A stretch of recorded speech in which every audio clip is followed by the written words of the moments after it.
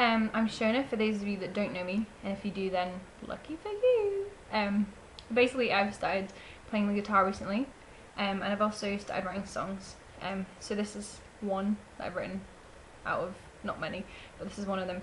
And it's basically my testimony, so it's about what God has done in my life and how He healed me and He restored me and He saved me. So yeah, it means a lot to me, and I hope that, I don't know, you get something out of it, but if not, then it's decent and it doesn't hurt your ears too much.